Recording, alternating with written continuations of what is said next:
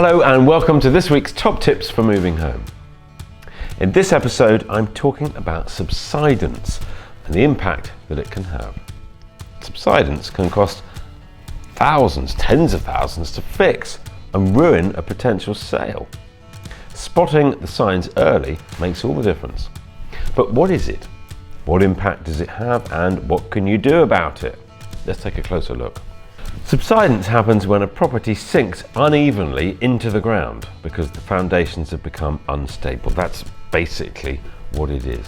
Preventative maintenance is key to keeping it at bay. Causes of subsidence include things like clay soil shrinking and cracking in dry weather, disused mines or other excavations under a property, vibrations through the ground from things like train lines, trees causing soil to shrink when the roots extract water, leaking or damaged drains underground. So there are quite a number of different causes. Cracks in brickwork are the most obvious sign, but don't jump to conclusions if you suddenly spot one. They can appear as a house shrinks and swells with changes in temperature. And minor cracks happen anyway in the plaster. So if you have a new build home or it's been freshly painted, if you see cracks in those, it's known as settling and not really anything to worry about. Subsidence cracks are usually wider than 3 millimeters, so you should be able to get a credit card in the crack. They're visible from both inside and out, and importantly, they are diagonal. They go through bricks rather than following the line of mortar in between the bricks. They are often found near doors and windows where an extension's been added, or where the load bearing of a house has been altered in some way in the past. So watch cracks and other warning signs, and do take action if they get worse, and alert your insurance company. The sooner it's fixed, the less damage will be done to the property. First of all, you need to find a surveyor to check suspected subsidence and advise you and or the insurance company on what action to take. It can be a slow process though. It's likely to involve measuring and monitoring the cracks long term, a year, maybe more.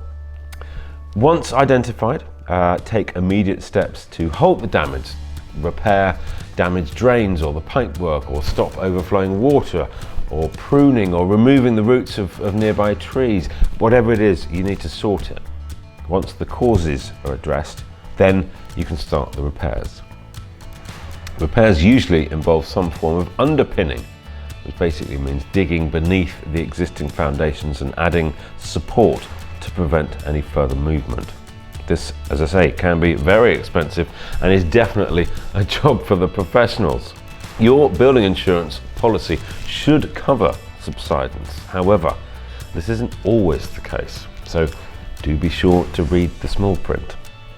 If a property that you're looking at buying has been treated for subsidence in the past, then the owner should have a completion certificate and a certificate of structural adequacy.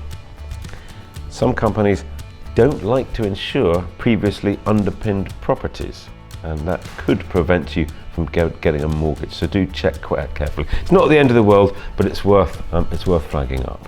If you need someone to assess a property and advise whether you would be spending money on a structurally sound home or not, then do complete our online form and we'll put you straight in touch with a qualified local surveyor.